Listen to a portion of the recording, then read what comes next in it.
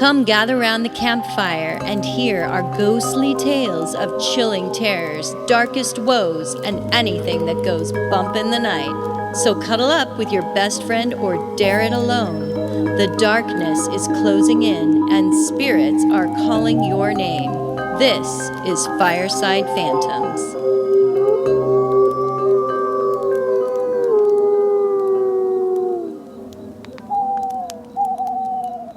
Well, I kind of have a love-hate fascination with carousels. I think the artwork is fantastic, but it's also scary at the same time, especially, when you look at those horses and their red eyes. Right. They got the crazy look going on. Crazy looking eyes. Like they're going to bite you. Yes. Yeah. like a rabbit, like a white rabbit with red eyes. Right. And then It all always the kinda freaks me mirrors, Yes. distorting you. And then... Yes. And Holly, some say that just the circular motion of the carousel along with the hypnotic music together cast this weird paranormal effect on the rider or those in proximity. Some even say the carousels create a vortex. And that just makes me want to hurl my corn dog, when I'm on it. I might hurl the corn dog before I get on it. I can't handle rides that go in circles. Circles? Do you get dizzy on them? Yes. Yeah. I get motion sickness. So Yeah. Some of them I can't. They're too intense for me too. Do you know the difference between a carousel and a merry-go-round? I didn't know there was a difference. I thought they were the exact same thing. Well, carousels go around counterclockwise, and merry-go-rounds, as they are mainly in Europe, they're called merry-go-rounds rather than carousels. They build them so that they turn clockwise. Why is there a difference? I think it's so that when you want to time travel, you can go on the carousel and go backwards in time, and you can ride the carousel. And if you want to go into the future, you just hop on the merry-go-round. Exactly. That's exactly right. Okay. I should never even have asked that question because it's such an obvious answer. It's so obvious, right? But remember, you need to be almost asleep on the horse, and you got to click your heels and say you're not in Kansas anymore. Okay. That's interesting that you say that because it reminds me of a book that I love called Something Wicked This Way Comes by I love the title. Isn't that great? It's by famed author Ray Bradbury, and it's a story about a carnival that comes to town, and these two boys they go to the carnival and all this weird shit starts happening, but there is a carousel in the middle of the story, and if you ride it in one direction, makes you go older, and if you ride it in another direction, it makes you become younger. So that's what it makes me think of. It makes me think of that book. Ray Bradbury knew the secret. He was a brilliant writer. Yeah. That's awesome. It makes me want to read the story now. Yeah, it's good. Carousels are very magical, and let's not discount the possibility, though, of where these carousels were built. A lot of these haunted carousels were on cursed land.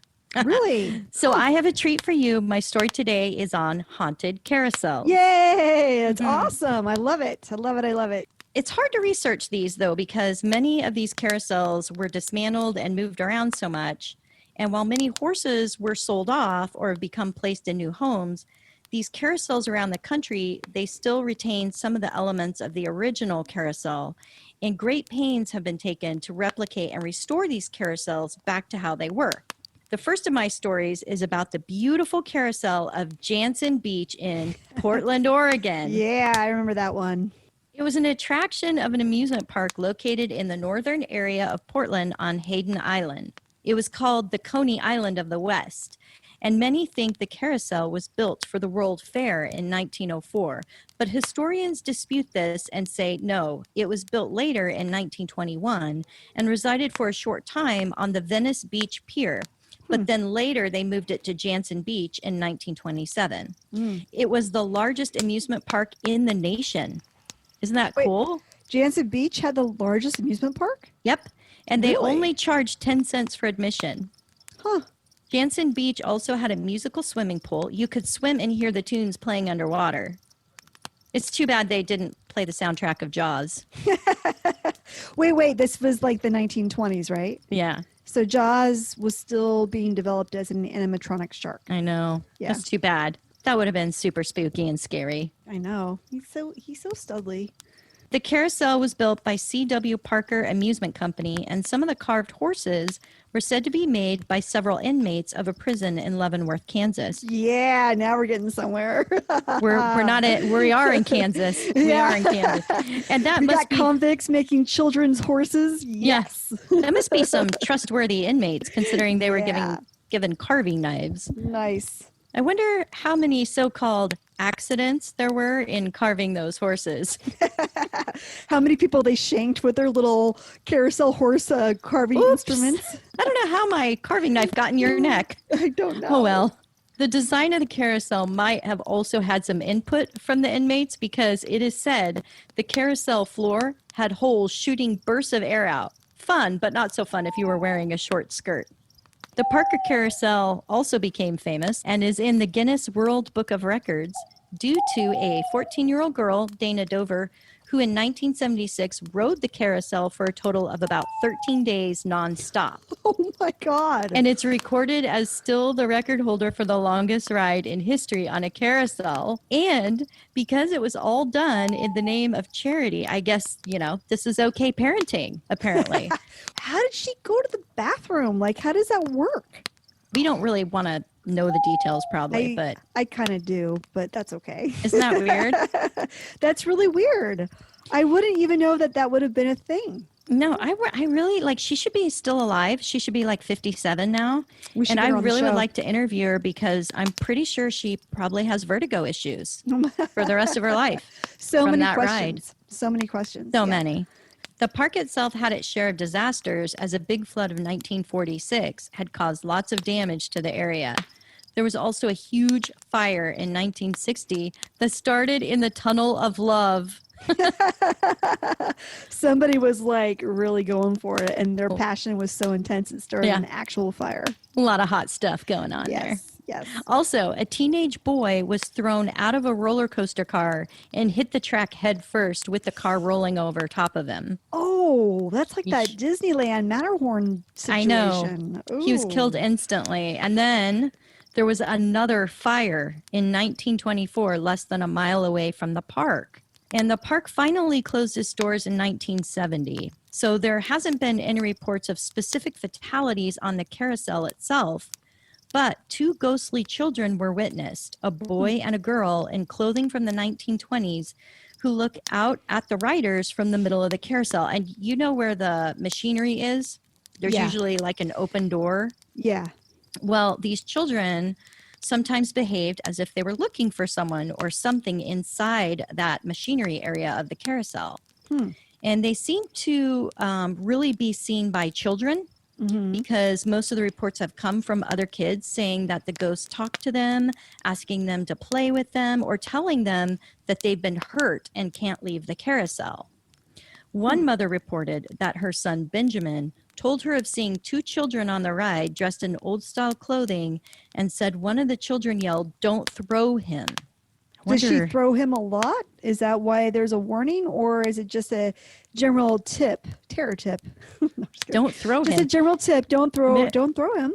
Yeah, Don't maybe, do this was a carousel that had those brass rings. Uh-huh. So maybe like he's calling out for the horse not to throw the kid trying to grab the brass ring. Oh, maybe. The strange thing about this carousel is that a fire also broke out nearby when it was located in Venice Beach. You're basically saying that this carousel starts fires wherever it goes. It's a fire starter. It's a fire starter like Drew Barrymore. That's right. Well, you remember the big fire there at Jansen Beach Red Lion Inn? Yeah, that just happened a couple of years ago. Yeah, that was a 5-alarm fire. That was a the big one. biggest fire in more than a decade. Yeah, it was that huge. Portland had. So what happened was this Jansen Beach area was turned into a big shopping complex, a Yes. mall. Yes. And at the same time, this carousel was supposed to be an attraction for the big shopping mall in 2012. So what they were doing is they were restoring the carousel. Like $500,000 went into restoring this carousel. What? How But- much do carousels cost? It's a lot of money to restore these carousels, because all the horses are hand carved. Oh, shit. But while restoring the carousel, a horse named Hector was found to have had the swastika symbol carved into it back before World War II happened, and before the symbol was used by Hitler. So this symbol, people didn't like it while it was being restored. So they protested and said, this horse cannot be on the carousel. So they took it away, and it was never put back on the carousel. And people don't understand, though, why they didn't put back the entire carousel without the horse, because they spent all this money on it. But they never put it back into the shopping area of Jansen Beach or any other location. So to me, that's a lot of wasted money. Yeah, it sounds like it. Maybe they know it's haunted. Maybe they don't want their mall burning down. Just a thought. Yeah, well, maybe. Sounds like it. How many fires then is that? Is it like 3 or 4 fires? Yeah, so they had the fire at Venice Beach. They had the fire at the park itself, Jansen Beach Park. They had a fire about a mile away, again, nearby. And that was at another little, like, fairground. And then in 2012, they had the Jansen Beach Red Lion Inn fire. That was humongous. Wow. So four different fires within like a mile of this carousel. Very interesting. So another story I came across was about a very haunted carousel horse called Mueller's Military Horse. This horse was carved by Daniel Mueller in 1917 and was part of the Cedar Point Carousel. It was said when Daniel's wife saw the horse, she fell in love with it. And after her death, her ghost returned to Cedar Point to ride the horse. People say they felt her presence nearby, and she was jealous if anyone rode it. She would sabotage their pictures. So if anyone took snapshots of the horse, the photos would not develop correctly. There was a saying that it was impossible to photograph it. It's a ghost horse. It's a ghost horse for sure. That's very cool. There's a replica of the horse on display in the Carousel Museum in Sandusky, Ohio. I think we should get that horse together with Robert the doll and then see what happens. I think that might be kind of fun. Yeah. Maybe we can have Robert the doll ride the horse. That would be awesome. Yeah, that would be a great photo op. That would. Yeah. The staff Wait, no, say, it wouldn't, because no. you can't take a picture of that horse. And you can't take a picture of Robert the doll either. No, because they'll both be upset. Wow. The staff say they can hear someone walking around the museum admiring the horse when it is after hours and closed for the night. There was also a haunted carousel at Crescent Park in Rhode Island, which was once called the Coney Island of New England. And this park opened in 1886, and the carousel was built by Charles Luth in 1895. The park, though, also had an unfortunate accident with fire when its ballroom burnt down in the late 1960s. Wow. Yeah. Carousels and fire, man. Carousels I had no and idea. fire. Yeah. Crazy. I think it's just us making the connection right now. It's pretty amazing. No, it's really there. It's not just us. All of our listeners are making this connection too. Okay, good. We've got smart listeners. Yeah, we do. Nobody knows just how many were actually killed in the fire. Eventually, the park was closed down, but the carousel was restored and is still there to this day. It is said the carousel music is a bit off. Instead of fun, light-hearted organ music, it's a bit disjointed, sounding very frantic and slightly off-key, making people feel a bit uneasy. Well, if it has the ability to make you travel through time, I think that would also be a little unsettling to hear weird music like that. It would. You'd think you were going somewhere really scary. Yeah, something kind of weird. Interesting. The atmosphere in the park is also reported to be uncomfortable, with reports of people feeling like something is watching them. Witnesses say that even though the carousel is set on a timer for turning off at night, they say the carousel can be seen starting up on its own with the lights turning on and music being heard after hours when the park is closed and locked up. The creepiest thing, though, is an apparition of a very sad woman in 19th century clothing who wanders around by the carousel and often stares off into the distance into a lake at the park. She seems lost in thoughts and unaware of her surroundings. Nobody seems to know the true story of who this woman is, but many have thought maybe someone she knew, a child, drowned in the lake. I love how people make up stories for these ghosts. Right. So they see her around the carousel, but she walks to the lake. Mm-hmm. Okay. And she stares into the lake also. Maybe her child died on the carousel. Or in the ballroom fire. Or in the ballroom fire, and then she took its body to the lake and threw it in. There's also reports of hearing laughter and children screaming in happiness as the ride gets faster and faster. And someone said at one time they saw a filled popcorn bag floating up on its own. It's one of the few carousels where the riders can still try and grab the brass ring to win a free ride. Did you ever do that when you were a kid riding a carousel? Did you ever grab the brass ring? I don't think so. I don't Did think you? I did either. I don't remember there being one, but there probably was, and I just didn't know what it was. So they usually have it, you have to ride the outside horse, and they're usually these iron rings. And so it's rare to get the brass one. Oh, okay. And usually if you just get the brass one, you know what the prize is? A free ride. Yeah. And so you just got to stay on. Why would I go for that when I'm already sick to my stomach after the first ride?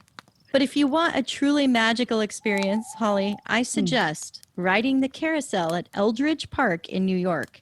It is one of the fastest moving carousels in the world, and it goes 18 miles per hour. What? And each horse has a name. Let's just say it's absolutely charming. And if I ever go, I will ride the horse named Patronus. Patronus. And for those of you Harry Potter fans, Jenny Weasley had a Patronus that also looked like a glowing horse. Well, there you go. There's my haunted carousel story. Those are great. Those are really interesting. I had no idea that fires and carousels, like there are so many associations. That's really weird.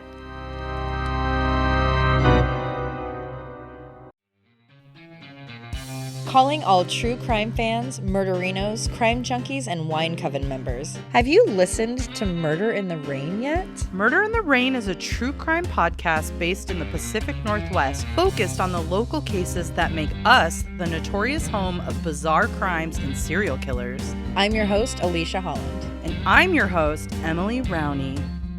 I'm Josh. I forgot. I was... In each episode, we will cover a case to bring you all the details of the crime. We often feature interviews with people close to the cases, including authors, victims, doctors, and detectives. Most content is dark and not suitable for young or sensitive listeners, but we do try to lighten the mood by providing a blooper reel at the end of every single episode. Trust me, you'll love it. Check us out today, and if you like us, don't forget to subscribe, follow us on social media, and leave us a review. Our website, murderintherain.com, has additional content, podcast feeds, discount codes to some of our sponsors, and an interactive map with locations for each episode.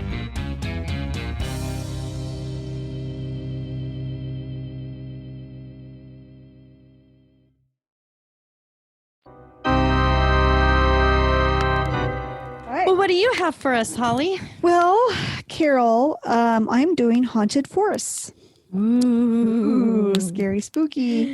Is Hansel and Gretel part of your story? Oh, I should have brought them in. I didn't think about them. But no, I have a small collection of haunted forests that I have found that, maybe someday I'll travel. Actually, one of them I've been to because it's in the United States and I used to live in this town. But the other ones, no, haven't been there. So here we go. You ready? Yeah. So the first one I've got is called the Daring Woods of Smarden, England. The Daring Woods are known as the Screaming Woods, as people claim to hear screaming coming from deep within these woods. Oh. So there you go, right out of the gate. Right out of the gate. Right out of the Dark and gate. ominous. Yes. There have been many deaths in the Daring Woods, including in 1948 when 20 dead bodies were found in the woods the morning after Halloween night. Their cause of death wasn't certain as the bodies were found in a pile and there were no visible wounds on the bodies. On Halloween night, witnesses said that they saw strange lights emanating from the woods in about the same area that the 20 people were located at the next day. The medical examiner finally decided that they had died of carbon monoxide poisoning, and authorities stopped looking into it. It is also rumored that in 1998, 50 years after the 20 bodies were found in the woods, 4 college students disappeared in the Daring Woods as well. Again, witnesses said they saw strange lights in the sky about that time. The bodies of the college students were never found. People have also claimed to see shadows following them in the woods, as well as hearing whispers and footsteps behind them. In 1989, a town bordering the Daring Woods named Pluckley was named Britain's most haunted village in the Guinness Book of World Records. The town claimed that it had at least 12 ghosts. Wow, isn't it amazing how both of our stories were featured in the World Book of Guinness Records? I do think that's weird. The Guinness World Book of Records? Yeah. And that wasn't the only thing. There's a couple of other things that you said in your story that I think kind of bounce back over to my story. So it's kind of fun when that happens, when we do that. Yeah. It's amazing. Yeah. So here are just a couple quick snapshots of the ghosts that haunt the Daring Woods. It is believed that a man who was killed by the villagers because he was a criminal is haunting the woods. They actually nailed him to a tree and decapitated him. Oh my Lord. They believe he's one of the ghosts heard screaming, but I call foul on that because you can't scream without a head. I'm not sure that translates into the afterlife. What do you think? A screaming ghost without a head. That would be hard, because we do know that the screaming ghost from Glam's castle without a tongue couldn't scream. Right. Maybe it's just the head that haunts the forest, and the head is what's screaming. There is a ghost of a gypsy woman who actually fell asleep smoking her pipe and burned to death. Ooh. That'd be a shitty way to go, let's face it. Why wouldn't you wake up if you were burning? She probably did, but I have a feeling when she woke up, she was so far engulfed maybe. I don't know. It's probably made up. Let's face it. Okay, so don't discredit your own ghost stories. I have Don't discredit them. of any of this. We're totally believing in it. She appears as a pink mist in the forest. There's another ghost that was a schoolmaster. He hung himself in a tree. The children that he taught found him hanging in the woods on their way to school. His ghost, nice, right? And they have never recovered since. His ghost is said to still appear hanging from the tree he used to kill himself. Do you really think he killed himself? Or the children murdered him and just claimed that he hung himself, because I could go with that theory too. I don't know. A lot of deadly stuff in this forest. A lot of evil kids too. There was a ghost of a man that fell into a clay pit. It is said that he's one of the screams that is heard from the woods. There is a headless horseman that drives a black carriage being pulled by 4 black horses. Of course there is. Of course there is. You got to have a couple decapitated ghosts in there, for sure. You have to. And then the last ghost was a man named Richard Dickey Buss. He hung himself after his windmill was struck by lightning and burned to the ground. He is seen, I think it was like his livelihood, so it was just too much.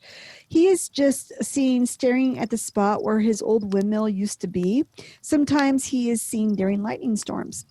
There's actually a lot of other ghost stories, around these woods, but those are the ones I picked because they were kind of the more interesting ones. So the next one I did was the Hoia-BaciuForest in Romania.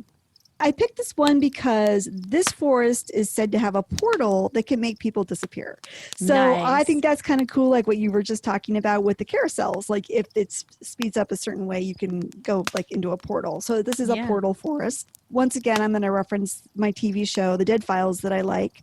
I talked about that on our New Mexico State Penn story that we did a while back. Oh, yeah. Where they pair the psychic medium with a retired homicide detective, and they both go and explore a haunted property, and he collects the facts and she does the psychic research, and then they come back together at the end and tell people what they found out. Well, there's an episode where Amy, the psychic medium, she's in Roseburg, Oregon. Nice. And they're investigating a property in Roseburg. And when she's there, she's drawn to the woods. And her ex-husband, Matt, is a cameraman who follows her around, and he asks her questions and she answers him. And of course, there's another crew separate to them, but the two of them kind of go and do their own thing. So they go to the woods, and she goes, "These woods are bad." And he goes, "Why?" And she goes, "I'm pretty sure the living people have disappeared in these woods and have not come back." Oh, And he's like, "Well, where have they gone?" And she goes, "Other dimensions? I don't know." And so I love that because it's totally freaky. And she said that the Native Americans had warned about not building on that property. But of course, They it got did. built on anyway. And now the house is super haunted because it sits right next to these woods. And there's also this portal is a way for traffic from other dimensions to come into our world. So creatures from other places can come in, the dead can come in, space aliens can come in. Like it's kind of a doorway into other places. I want to go there for sure. I know. I kind of do, but I kind of don't because I'm kind of scared. And I'm not exactly sure where because they don't really ever publish the address of the house. The best part about this whole portal and extra dimension idea is that scientists believe that we might be able to soon prove that they exist. Awesome. There's some articles out there that I saw about the Hydrogen Collider in Switzerland. They think that could possibly prove that these other dimensions exist. And Albert Einstein also believed that they existed. So there could be other dimensions where you are in those dimensions, but your life is just a degree off from where it is right now, and things are different. And maybe you're not married to the person you're married to. Like there's all these different things that can happen in all these different dimensions. I think that is fascinating. So that's why I picked this one, because it's said to have a portal like that in these woods. And that's so random for her to say that. Like she doesn't, I mean, usually she's focused on the house, right? Or the area where the haunting is. Yeah, but she'll get drawn to where she needs to go. So when she shows up, the dead people will come and talk to her. She'll see creatures. She'll see all sorts of shit. I mean, every episode she says something crazy, and I'm like, what is that? Like, and then she'll say what she sees. If the TV show is legitimate, I think the reason she is given that sort of credit is that when Steve goes out and he does his investigation, when they sit down with the clients and reveal what they found, she goes first, and everything she says, not everything, but most things that she says, he backs up with factual information on what actually happened on that property. So she's seen something. And at the end of each episode, she will tell the people that live there if she thinks that they can stay and what they're going to have to do in order to stay, or if they have to move. And in this episode, she told them to move. She goes, you shouldn't be here. This house should never have been built. You need to go. And that doesn't happen that often. What were these people experiencing? Just like constant? They were fighting. They were sick. I mean, it was just like typical haunting type stuff. Like almost every episode, people that have some kind of entity in their home are experiencing things like that, like mood swings, no energy, headache, violence, like just things like shadow people in their house, stuff getting moved around, can't find things, doors slamming shut, like being held down in bed, all that stuff. Oh, wow. Yeah, creepy stuff. I would move. Yeah. Definitely move. Oh, God, yeah. But a lot of times she has all of these spiritual remedies that they can do. They clean their house, and usually it will work. But in this case, she's like, you know what? Nope. The land here is tainted. This house should never have been built. You guys should probably go. She goes, you could do something to protect the house, but it won't protect you when you leave the house because they're outside and they're trying to get in. Oh, I'm terrified. Creepy, right? Such a good show. I love that show. So good. Good story. Good story. So getting back to the forest, Hoia-Baciu in Romania has had UFOs hovering over it, which again is an example of a portal where a UFO can come through. People who have gone into the forest and have actually returned said that it made them feel sick, nauseous. They had feelings of anxiety and got rashes, and they felt like they were being watched. So they felt nauseous. I wonder if they were on some sort of carousel when they were in the forest, and they don't realize it. There's a carousel in the forest. Did I not mention that? No. Of course there is. Electronic devices do not work in the forest. As we know, spiritual energy and electronics do not get along. Right. And the forest is actually named after a shepherd who disappeared in the forest with a flock of 200 sheep that he was shepherding. There was another disappearance of a 5-year-old girl who disappeared and then showed back up 5 years later in the same clothes and had not aged and had no memory of where she had been. Could you imagine if you had a 5-year-old and 5 years later she's, here I am. And she's still 5 and she's like, Mom, what happened to you? This is the best part though. Scientists go to the forest quite a bit because there are trees there that grow in a weird zigzag spiral pattern. and they all spiral in a clockwise direction, and the scientists cannot tell you why. Oh my God. And there's none that go in a counterclockwise direction? I don't even know how they can tell if it's going one way versus another, but that's what I read, is that they have no idea why these trees grow like this. Isn't that weird? I'm so freaked. I have goosebumps right now. I know. It's a good one. I know. It's a good story. It's just so weird. That is the Hoia-BaciuForest of Romania. Now, my next one, Ooh, more.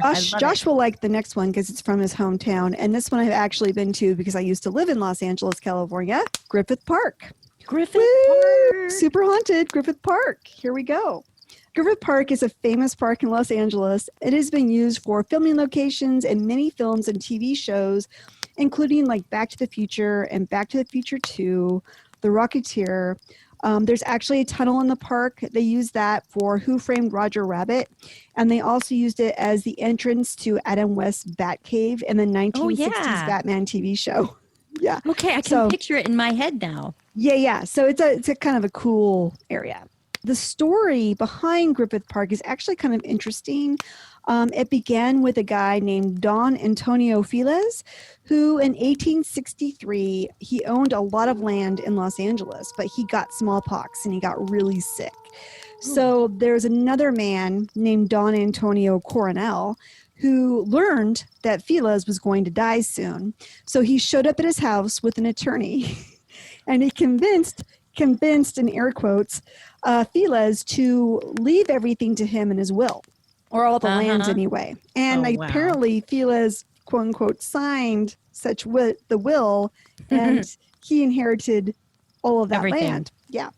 He had a niece that he lived with. Her name was Donna Petronilla, and when she found out after his new will was read that she was going to get nothing, she cursed the land. Good for her. Yeah, good for her, right? Fuck that guy. In her curse, she said that the land would not make money for any of its owners and that the owners would pay for it with violent and untimely ends. This started a downfall domino effect regarding the people that owned the property. The curse began with a lawyer who brokered the new will. He was shot and killed. The judge that upheld the will also passed away unexpectedly. Don Coronel died and left the land to his wife. She remarried, and her new husband fought over the land so much that it caused them to divorce. They lost most of the land to the lawyers during the divorce. More owners did meet their untimely demise, just as Donna had promised. One owner was killed in a saloon. Another was murdered by Mexican bandidos. Then in 1882, Griffith Jenkins Griffith bought 4,000 acres of the land. Soon after, he let a man named Frank Burkett start an ostrich farm on the land. However, he ended up foreclosing the ostrich farm because of finances. Because of this, Burkett tried to kill Griffith. He shot at him with a shotgun, but it did not kill Griffith as Burkett used birdshot instead of buckshot when he loaded his gun. After this, Griffith became super paranoid and he thought that his wife was conspiring against him. He thought that she was trying to poison him, so he would switch their dinner plates around when she was unaware.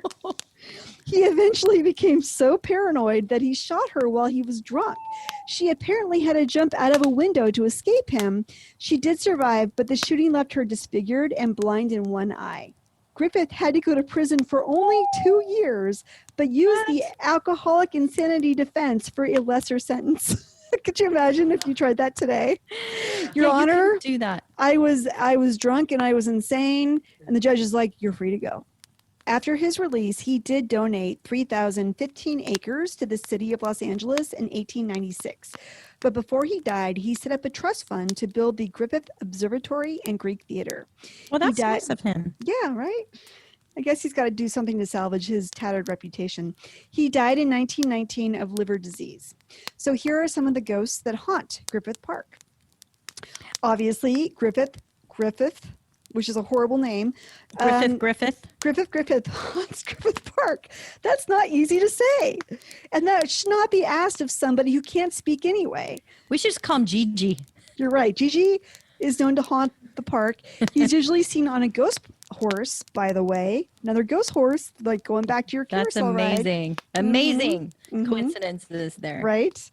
Donna Petronilla appears as a lady in white. She is the ghost seen the most often in the park. She has also been seen on horseback around midnight, and she hangs out at an adobe building that is used for the park headquarters, or used to be anyway. There's another ghost, that of Peg Entwistle, who was famous for jumping to her death from the H in the Hollywood sign in 1932. She's seen moseying around Griffith Park.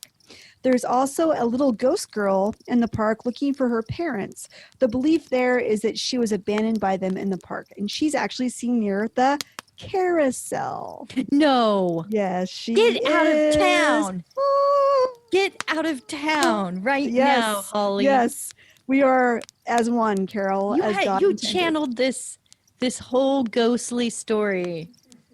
That is did. too weird. And here's the thing, Carol. In 1933, there was a major fire that blazed through Griffith Park, killing 29 people and injuring 150. Da, da, da, da. It's considered to be the deadliest fire in the history of Los Angeles, California. What does this mean? It just means that you and I are meant to be together for the rest of our lives. Or we should never go on carousels in a forest. Maybe it's a really dire warning.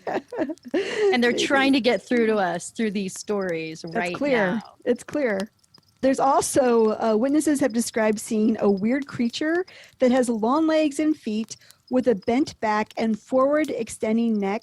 Its eyes are black and its skin is green, and it wears white pants and black shoes. I think they're probably just seeing Jim Carrey. That's my guess. Yes. He's probably just out there walking around. Griffith Park is also a hotspot for victims of homicide. The Hillside Strangler dumped bodies there in the 1970s, and every year hikers and cops find multiple bodies in the park. The park is also known to host satanic cult rituals that include animal sacrifice. Oh. But the best part is, and I think we should go there on Halloween at midnight, because they do have haunted hayrides that include a series of mazes and haunted houses. Ooh. I think that would be a lot of fun to go do. So there you go. Griffith Park, I would love Los Angeles, California, everybody. It's weird that something that is in the middle of civilization is that haunted. I know. Some shit went down there. That you can have a place that is that creepy. Yes. Right in the middle of town. Yeah, right in the middle of town, right in the middle of Hollywood.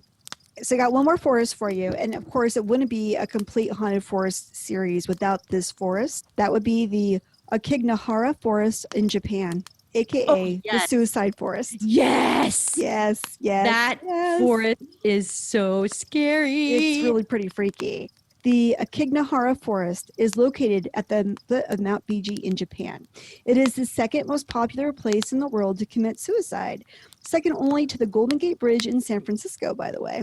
Oh. In 2010, 247 people went to Aokigahara to commit suicide, and 54 of them succeeded.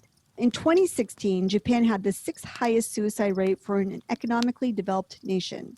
15.2 per 100,000 people die by suicide.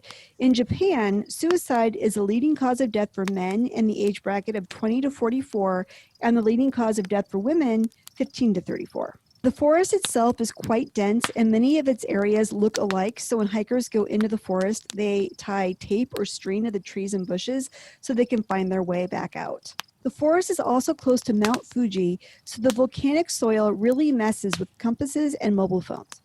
The most common way to commit suicide in the forest is by hanging or drug overdose. Officials have stopped publicizing the amount of deaths in the forest because they do not want to encourage or keep up the association of the forest with suicide, which is probably a good idea. Is that why they're doing it, or they just don't want people to be alarmed that there's something supernatural going on? I don't know, but like kind of what Disneyland does. Yeah, my guess is that they're not trying to encourage people to go out there to, that would be my guess. But the problem is there are a couple of books that are pretty popular that associate the forest and suicide together. In 1960, a book called Hoia-BaciuForest, which means Black Sea of Trees, by Seicho Matsumoto, ends with a pair of lovers committing suicide in the forest. There's also another book called The Complete Suicide Manual, I kid you not, by Wataru Tsurumi, also mentions that Akignahara is a perfect place to commit suicide. And in fact, when they do find the bodies of people who've committed suicide, a lot of times they'll find a copy of that book next to the body. Oh, that is messed up. Yeah, it's pretty That sad. is messed up. I know, it really is. So the forest is said to be haunted by the yurei. A yurei to the Japanese is a spirit that has died in anger, sadness, or has desires for revenge. They stay stuck on Earth until they can resolve their conflicts and move on to the afterlife. Another legend associated with the forest is the Yubasud, which essentially is the practice that happens during times of famine. Families would take their elderly to the forest and leave them there to die of No. starvation and exposure. No, Since the family had other mouths to feed, it was well made to make sure they had enough food to go around for everybody. sorry, Grandpa. You're just eating too much. How Let's take a walk to the fucked up. forest, shall we? How fucked up is that? If that was actually practiced, then you know that Akignahara is full of yurei ghosts who die by Yubaside and are super pissed off about it, being left alone in the woods to die. Oh, So- absolutely. Absolutely. Yeah, it would be a really shitty way to Revenged. go. There is no real proof that this practice was actually ever done, but the fact that the Japanese have a word for this concept is disturbing enough. That is very disturbing. I will never look at a forest in the same way again. And you shouldn't. And you shouldn't. I mean, they're all kind of mysterious. I and wonder if scary. they could, for some of these forests, make it mandatory that you have to have a forest buddy. When you go into the forest. It's not a bad idea, especially for the Akignahara, because it is really difficult to find your way out of that forest. And in fact, I think a lot of people have probably gone into that forest and couldn't find their way out and died there. So yeah, I don't think you would get lost in Griffith Park. It's not really designed to get lost in, really. You Yeah. can just walk pretty much in any direction. You'll run into a road. But yeah. And then, of course, the one in Romania, you'll just end up in a different dimension, so it won't really matter.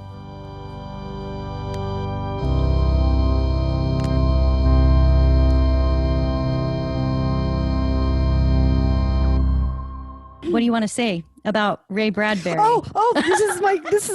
I'm sorry.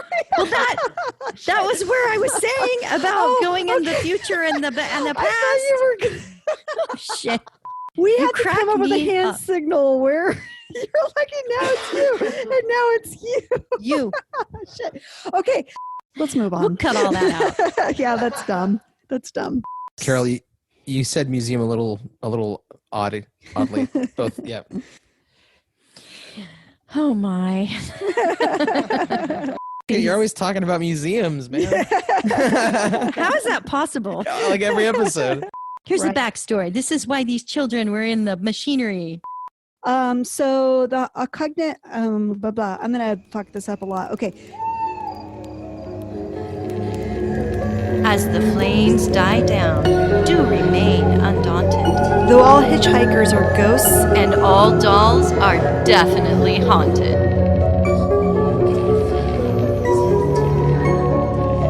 hey guys, be sure to follow us on Instagram. Our handle is @FiresidePhantoms. If you have a spooky story you would like to share with us, send it to firesidephantoms@gmail.com and you may hear it on a future episode.